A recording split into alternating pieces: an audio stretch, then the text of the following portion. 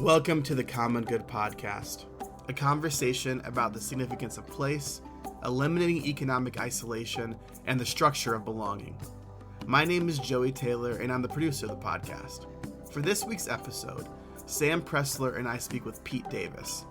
Pete is the best-selling author of Dedicated, The Case for Commitment in an Age of Infinite Browsing.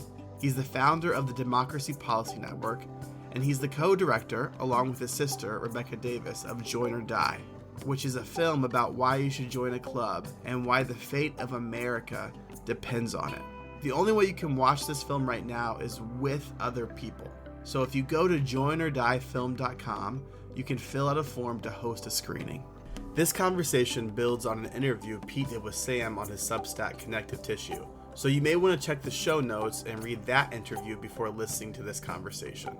As we begin, Pete talks about what still surprises him about his film, Join or Die.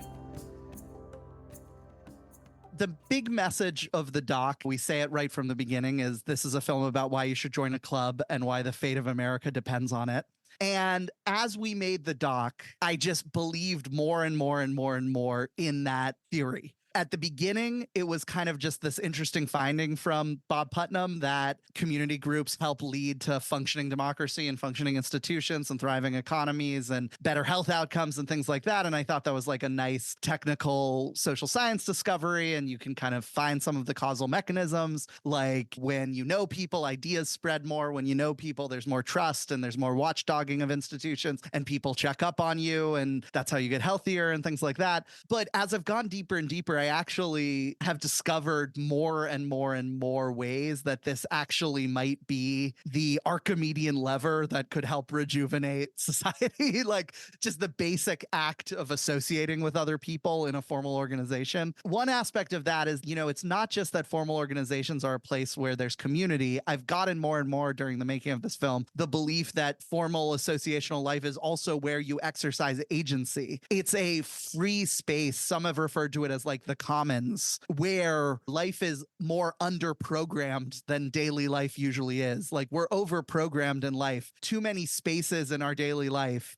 are over-programmed by consumer forces or bureaucratic forces or professional forces. And a club is actually a place where you can sit around with other people and you can say, what do we want the world to be? Maybe it's just in our corner of what do we want pickleball in the society to be. But that little spark of collective agency is a spark that can catch fire and remind you that this world is a world that you can co-create. And the second thing is that clubs, I've discovered from interviewing these 6 clubs we do in the film that are really thriving, I've also discovered there's kind of a spiritual element to clubs, which is that something verging on the religious is happening when you decide to commit and cultivate a club over the long haul. You go to an Oddfellows meeting and we aren't able to see the secret parts of the ceremony, but even in the public parts of the ceremony, the rituals, the routines, the vestments, things like that, it creates an air in the room of the spiritual. It reminds you that life is bigger than ourselves, that there's something else going on here, that there's something beyond even our own deaths that matters. That's why we called the film Join or Die,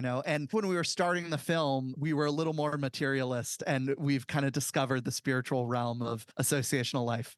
So the one thing I was really interested to talk about related to the documentary is this nostalgia that a lot of this work has for the 1950s. I think Priya Parker says this is the first moment in history where we're trying to do a multi-ethnic, multiracial democracy. This is a really novel experiment. It's quite different than what the 1950s were like. And a lot of times when people are talking about, we got to bring back clubs, we got to rebuild social capital, they're looking at a time when there was a bunch of inequality.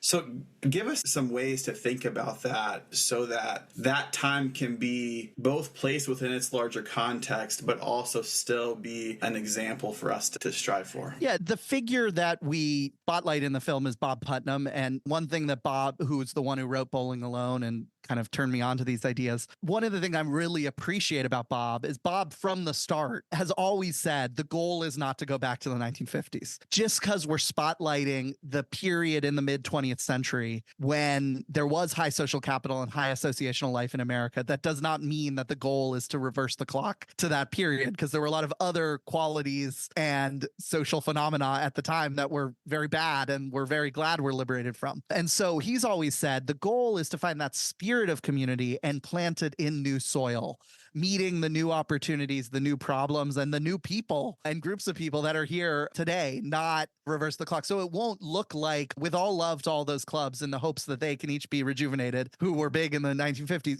the good clubs, not the darker clubs of the 1950s. The rejuvenation of American community in the 21st century will not just look like those literal clubs that were at their peak then getting members back. It's going to be a flourishing of new civic creativity and new clubs, and beyond clubs, new community institutions and new community programs within all the different types of institutions in America. I also like that Bob likes to point out that I think is a really interesting mind shift is that we often pitch the high social capital era of the mid-century as in opposition to the rights movements of the 60s and 70s. So we say there's hunky-dory Kiwanis clubs in the 50s, and then we had the feminist movement, the civil rights movement, and the gay rights movement, and the environmental movement, and those were a break from the high social capital days. But one interesting shift, if you look at stories of each of those movements, one could think of each of those movements as the culmination, not a break from a high social capital era. All of those movements emerged out of civic institutions, social clubs, and social formations, and high social trust among the movement, building up through churches and unions and different civic groups and high social trust cities that allowed people to come together and have meeting rooms and have funding and have agency and civic skills that allowed them to become leaders in the civil rights movement, the feminist movement, and the gay rights movement. So it's not social capital versus rights movements. It often is the opposite. Finally, I'll just get realist here. There are real challenges of bridging across divides to build community. And we can't just have community groups that are all with people that are similar to us. If we want to hold together as a country and hold together as a democracy, we have to figure out ways of having community groups that bridge across divides, that bridge across class divides, race divides, political divides. And often, I always like to say, is those groups might not look like the form of we are starting a group to bridge across divides, quote unquote, but rather groups that are about something totally different, but are mindful and capacious enough to not just appeal to one type of person, but actually bring people together. So, for example, a unionization campaign we have in the movie, Jane McAlevey, the great labor organizer who sadly just passed away this past week, she always was very articulate about how like a unionization campaign might bridge people across political divides and racial divides. And so we need more things like that that bring people together.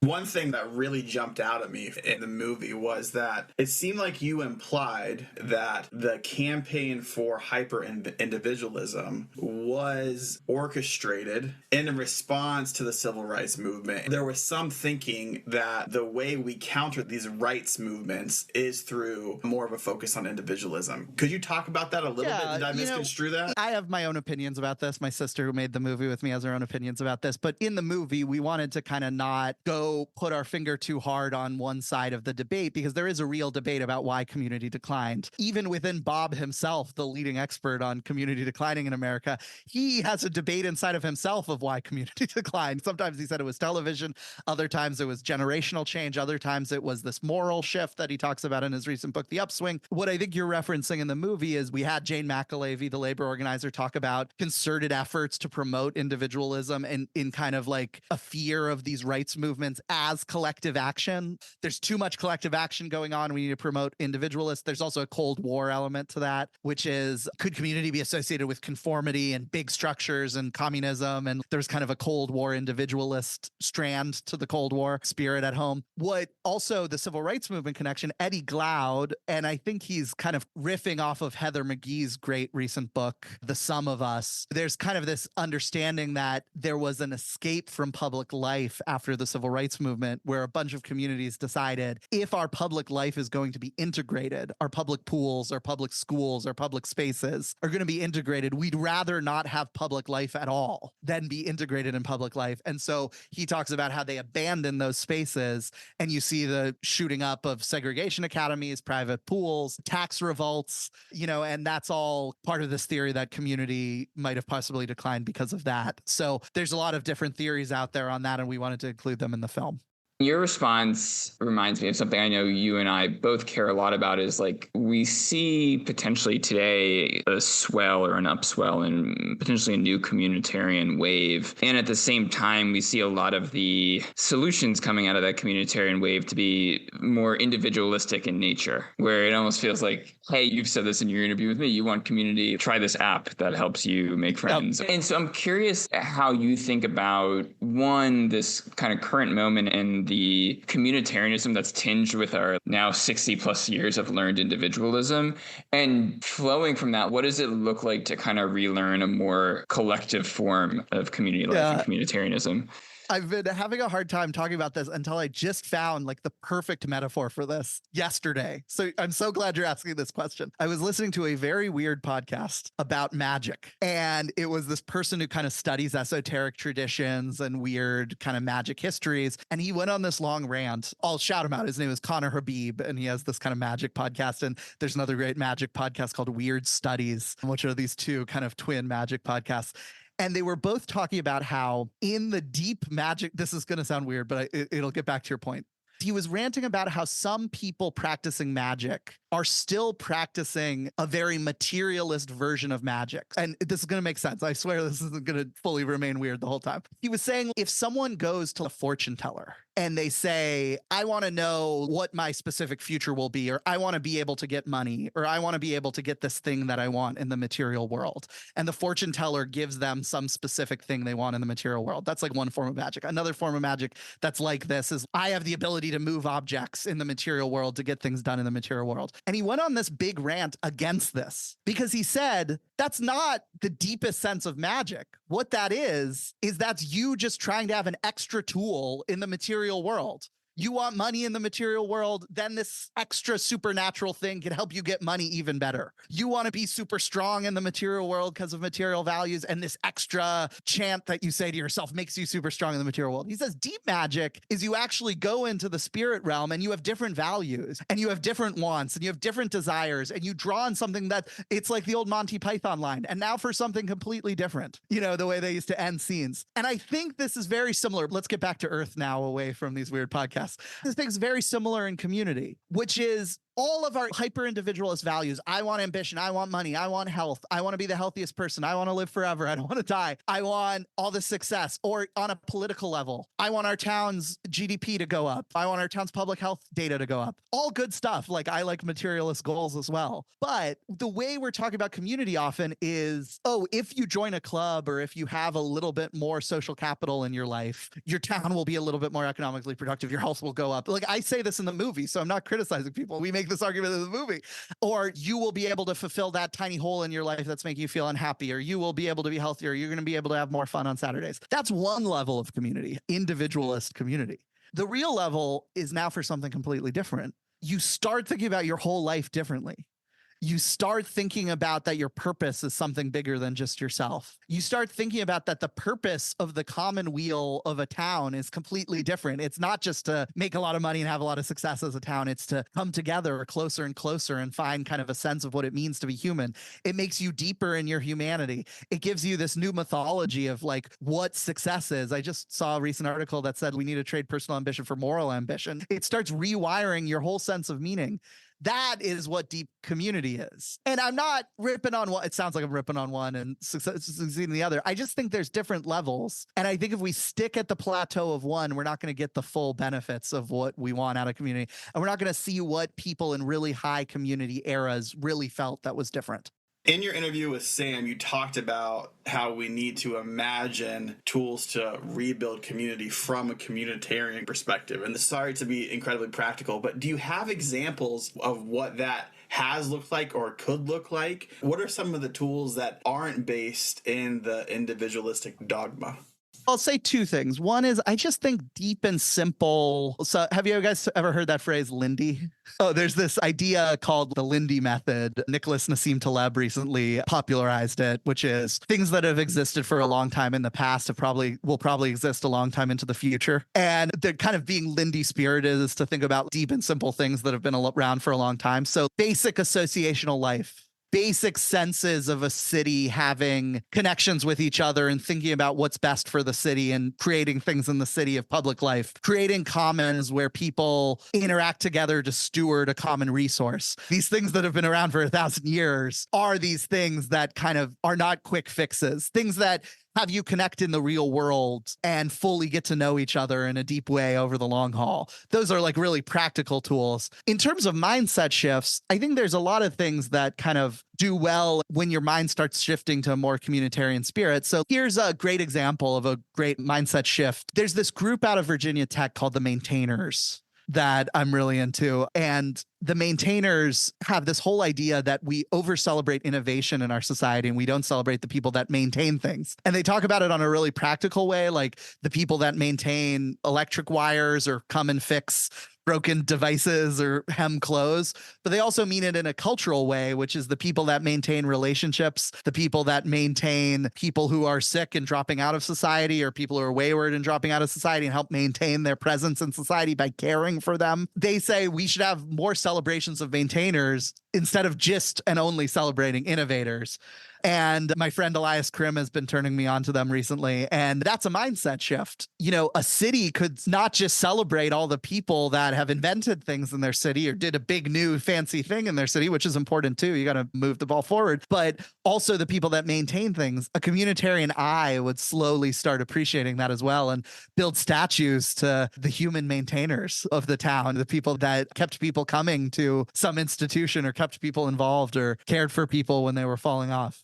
One of the things that I've been kind of grappling with here, Pete, and I'm curious how you think about this is, and this is actually not a question about nostalgia. I think the nostalgia piece is like anchoring towards the 1950s, which I think in some ways we just anchor towards because the metrics that Putnam had peaked in the late 50s and 1960s. So we anchor towards that time. I'm actually thinking like deeper history here. Like how much of what we're talking about is just undoing some of what's been done in the industrial age. When I'm rereading Robert Nisbet in Quest for Community right now, and like so much of Quest for Community is like we've lost the mediating institutions and the functions of those mediating institutions that gave our lives cohesion and allowed us to feel a greater purpose and belonging. How much is it just rebuilding those things versus how much of it is building things anew? I think this is something I'm like holding that right now, and I'm curious how you think about that. One of the interesting things about the mid-century civics in America is they were one of the great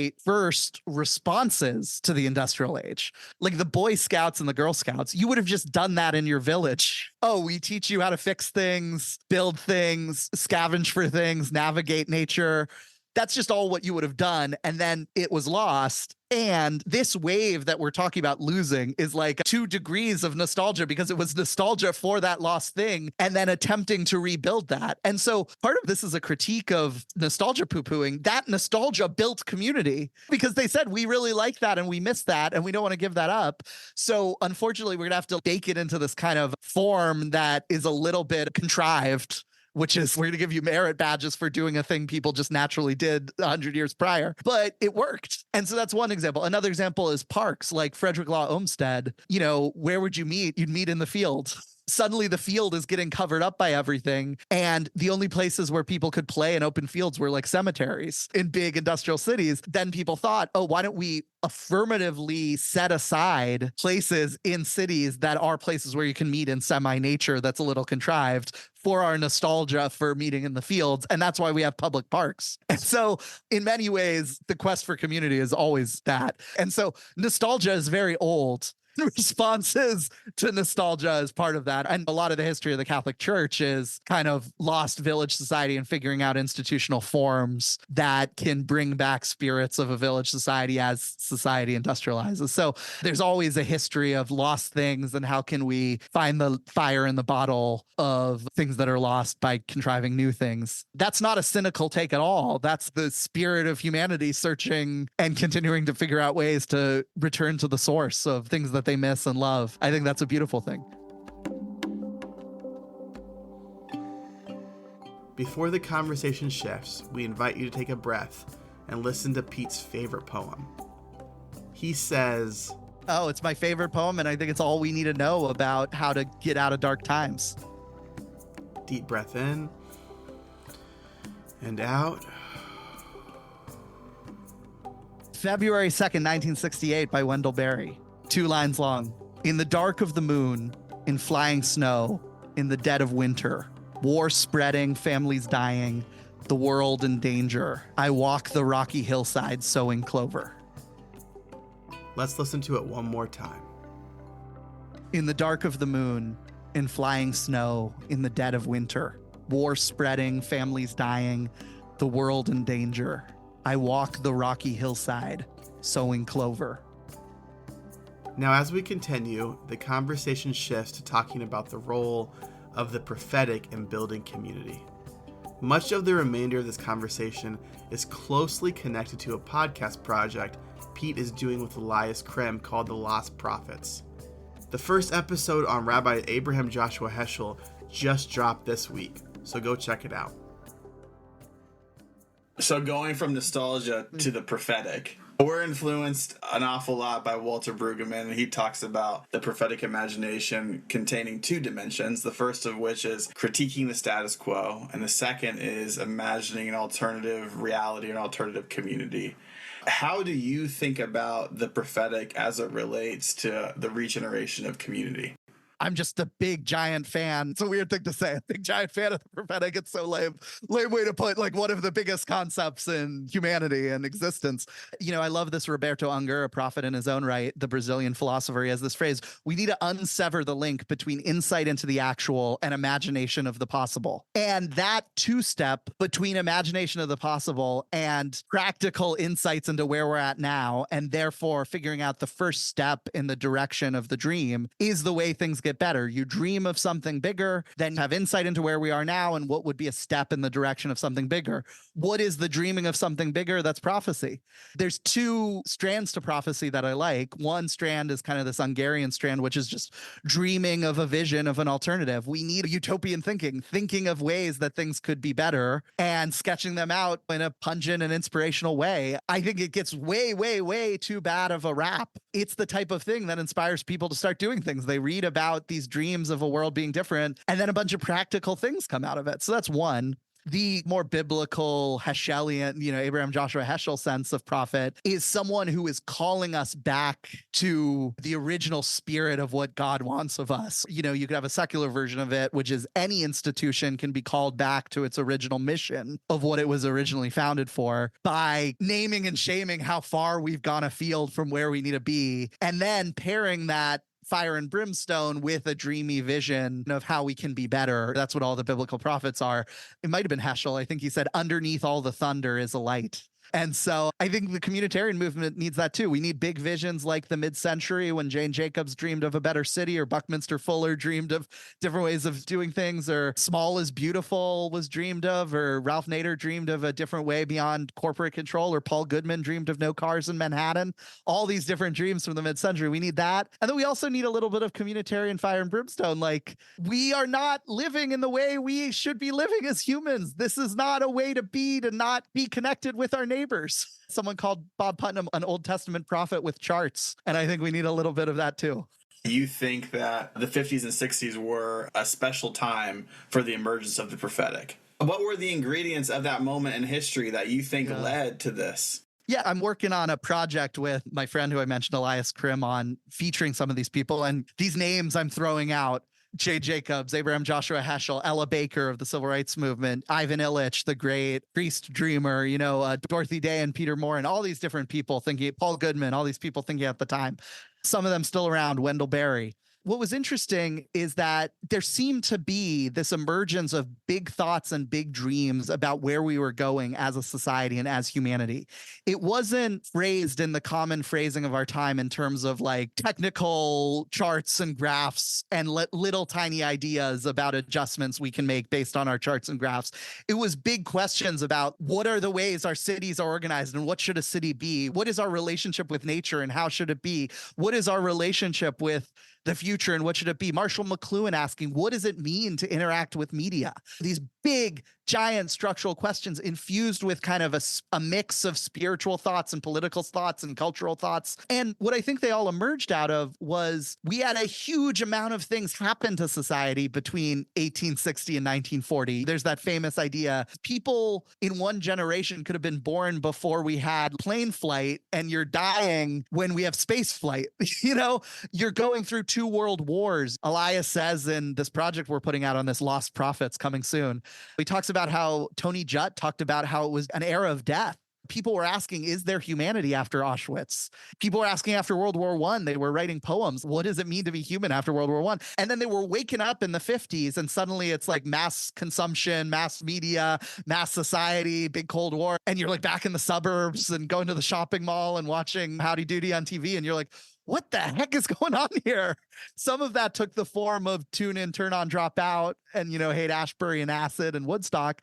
Others of it took a form as like some of the great books on deep spiritual thought and where we should go. And I think it's worth exploring many of these people because many of their insights still apply today because we haven't really addressed many of the things that they talked about. It's really fascinating to hear you say that because I think the guys that we started with, John and Peter and Walter, are, I don't know if they will appreciate being grouped in with that age group of people, but they really are. And so to think about what was the context, the environment that they were benefiting from, what was the water that they were drinking that led them to these conclusions that so inspire us, the Common Good Collective, is a big thing.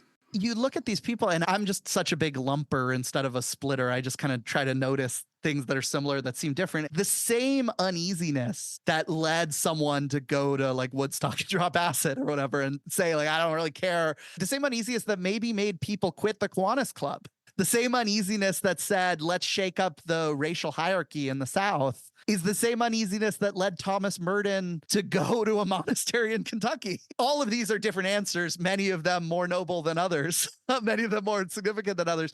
But I think they're all coming from the same sense of what we thought was certain suddenly became an uncertainty, and what we thought was learned needed to be unlearned. And the questions became open again. And I think we're due in for that again today.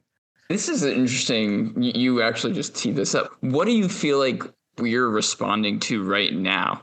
One of my hunches is that out of that boiling cauldron of ways we can go, one of the ideas won out. And I don't think it won out because it was the best idea. I think it won out for many reasons. It was a little bit enchanting, but it also had a lot of money behind it, and powers that be were excited about it. And it kind of helped smooth over some contradictions that needed longer time to be worked out. And that idea that won out was the roaring 80s. Let's make a lot of money. Let's globalize all the networks. Let's get everyone connected. Humanity is going to become a global village. It's going to be staccato signals of constant information, as Paul Simon sings about. Staccato signals of constant information. We had this computer and globalization and money, and people were writing in these totally techno-utopian terms in the 80s and 90s about how everything was going to be solved. All the way up to the early 2000s, every TED Talk in the early 2000s was like, I've invented a thing that's going to connect everyone, and people are going to do this amazing thing together, and who knows what's going to happen. And I think that was one silver bullet that we thought was going to resolve all the contradictions. We thought the cosmopolitan spirit that led to many good things, like the Universal Declaration of Human Rights, was going to solve all the problems. All the post-war good humanitarian stuff was going to solve this. We thought development was going to solve things. We thought tech was going to solve things. We thought Twitter was going to solve the revolutions. We thought everyone was going to intermarry and there wouldn't be any racial divides anymore. There was the cover of Newsweek where we'd all just be one type and there wouldn't be any ethnic divides. We thought no two countries that both have McDonald's are going to fight each other. And then what I think is happening now is that mega theory of what's going to resolve our problems is falling apart as an answer. And you have the emergence of all the holes in that paradigm. oh, there's still ethnic strife. It's not looking like we're becoming a global village. The internet is not automatically solving everything. The money is not spreading to everyone and making everyone happy. All that explosion of action is leading to sustainability issues. And so we're kind of back to the drawing board. I would agree with the kind of definition or the observation that we're in a period now of great jockeying for what the meta narrative of the next X number of years is going to be. It's not clear that one is winning out. It may take decades for one to clearly win out. I'm curious, what is the Pete Davis? If Pete Davis is among the current cohort of folks cultivating prophetic imagination, what is the Pete Davis prophecy that you want to see win out in our shared lives? One of the reasons I'm really excited about looking back on the lost prophets of the 50s, 60s, and 70s is that I think they had a lot of good ideas. You read Martin Luther King's Triplets of Evil speech about materialism and militarism and racism.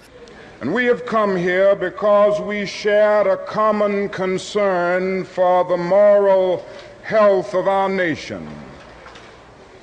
We have come because our eyes have seen through the superficial glory and glitter of our society and observed the coming of judgment. Like the prophet of old, we have read the handwriting on the wall. We have seen our nation weighed in the balance of history and found wanting. That still resonates today.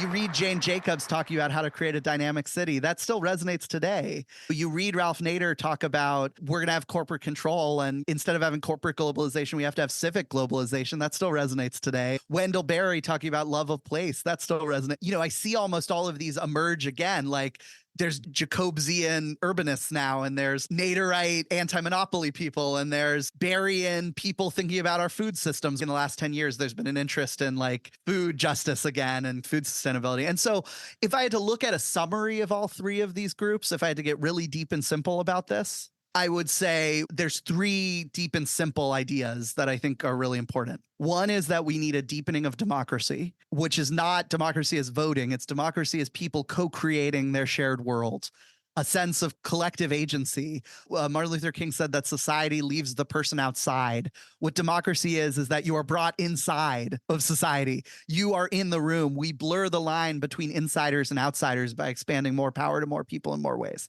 That's deepening democracy. Two is we need to deepen solidarity. We need to have more connections with more people in more ways. We need more care for more people in more ways, and weave our stories together and blur the lines that divide people so that we don't have entrenched divides. Not through singing Kumbaya, Imagine No More Countries, not through just lamenting the divide, but actually affirmatively creating bonds between those divides through new categories. The one I'm much less versed in and not as good to talk about, but I think we need to figure out is our relationship to nature. So one's our relationship to the institutional form. The second's our relationship to each other. And I think there's something that's also about relationship to nature that needs to come. And that's what a lot of these lost prophets talk about. And the best ones are much more eloquent than me on weaving this all together, of how democracy, solidarity, and some might say sustainability. That's a little bit of a technical word. I'm sure there's more beautiful word out there for our relationship with nature. I think we got to figure those three out. And that's a long haul road of affirmative cultivation. There's no quick fixes that are going to get any of those done. I was really struck by a definition that you gave of community, which maybe this is kind of your go-to, but you said that community is anything that weaves us together in a shared destiny. Where does that come from? Unpack that a little bit for me. I'm very inspired by this Brazilian philosopher, Roberto Unger. Half of my thoughts are just repackaging his. And he has this really beautiful idea. He doesn't talk about that specifically with community, but I kind of am riffing on an idea he has where he says, our roots lie in the future. When you see something like blood and soil nationalism, we are all one people, we have same ancestors on the same land, that's our roots lying in the past. What Unger talks about, and actually, I don't want to endorse everything the guy says, but the thinker Michael Lind also talks about this with his conception of nationalism. They're specifically talking about in nations, I'll talk about it in communities. They say, actually, a nation is a group of people that are committed to having shared descendants, not shared ancestors. That's how Lind puts it. How Unger puts it is, nations are shared projects. It's our decision to project into the future an idea of what we want the future to be. And when we work together in a space to do that, we're a shared nation.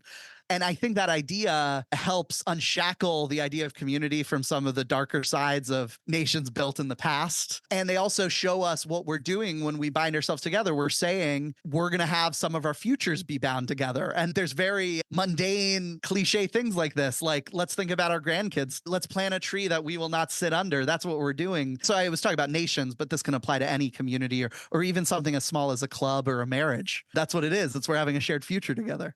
I also think the basic material that goes into community is commitment. That's why I wrote this book dedicated, The Case for Commitment. And the basic idea of commitment, the reason why commitment is so hard is that it's about binding your future. The opposite of commitment is the idea of keeping your options open, which is one of the most common creeds of our time among young people. Oh, I'm going to make this decision by keeping my options open. What commitment is not keeping your options open. It's saying by signing up for this, I'm a little bit sticky about the first Tuesday of every month at night at 7 p.m. I'm going to go to that meeting. Or even though I don't know what it's going to take, if I'm going to bind together in a union with this group of people and one person has a need, we're going to be all for one and one for all. And that's what solidarity is. And so all of this is about that sacrifice, which is the sacrifice of optionality over your future, a little bit of it, stickiness, not locked prison, just a little bit of a sacrifice of optionality for the sake of doing things together. And I think that's what commitment is. And a bunch of commitments together, Wendell Berry would call it convocated. A bunch of your vocations become convocated into a shared piece of your life where you have a shared calling for what you're doing with the future. That's what community is. I've been doing some work around this idea of generating mythology around the common good. What I have come to suspect is that it's not about generating a new myth. Instead, it's about applying a different interpretive lens to the myths that we already have. Yes. What advice do you have for me as I'm thinking about the mythology of the common good? I'm a huge believer in this. I'm using the word nation, but this can apply at any level. So big nation, small nation, all of humanity, like the Cosmopolitan Project of everyone being together in something. At any level, when you're forming a nation, you always find a past. You always claim a past. You don't just invent a past. So anytime someone is inventing anything, often the successful ones claim a bunch of things in history as part of themselves. It helps if there is a legitimate connection, but I don't think you even need a true legitimate connection that's fully historically all locked in. And there's all these dark complexities and problematizing you can do of this. But Thomas Jefferson thought a lot about what Americans were the successor to. So he claimed Rome and Greece as like part of the American past. It didn't have to be. But then like architects started building that way because they said it's Greece, it's Rome, and then it's America. You could do it in a smaller way, like Steve Jobs claimed the Whole Earth catalog as part of his past of when he was building Apple. Martin Luther King in the I Have a Dream speech cites that he's a continuation of what Jefferson was writing in the Declaration of Independence. Everyone always tries to claim a past. And so I think that's a really important thing, specifically on community and specifically on community in America. The idea that America is a particularly hyper-individualist nation is a psyop. It has strands in its cultural history of Western cowboys and things like that, but it has a total communitarian heritage. This is a nation who was only able to come together as a nation because of an 100-year culture of community and town meetings in like New England. A bunch of our culture emerged out of Quaker culture that was totally communitarian. All of the problematic, but a lot of the American founders were obsessed with the communitarian ethic of like the Iroquois and Native Americans, and they were obsessed with the communitarian styles of them. All of our rights movements were the heritage of like the abolition movement and the civil rights movement is all of these communitarian stories. And like all of the Norman Rockwell stuff that's like part of American or Frank Capra stuff is all about towns coming together. That's what like It's a Wonderful Life is about. And even the West, which is often called an individualist story, is often a story of small towns and bands of people coming together. And the Constitution itself has a whole communitarian ethic that Gordon Wood likes talking about instead of just like an individualist John Locke rights ethic. So I'm much more with E.J. Dionne on like our divided political heart, that we have both strands, and the idea that we only have one and thus we're not a communal place, that Alexis de Tocqueville was wrong when he said that in America you're most likely to find an association. I just don't buy it. I think we have both strands. So I think reclaim it, reclaim the communitarian common good history of this country. Thanks for listening. Check the show notes for more information about Pete, Join or Die, the Lost Prophets podcast, Sam, and all of the works referenced in this conversation. Seriously, there's a bunch of links in the show notes that are worth taking a look at. This episode was produced by me, Joey Taylor, and the music is from Jeff Gorman.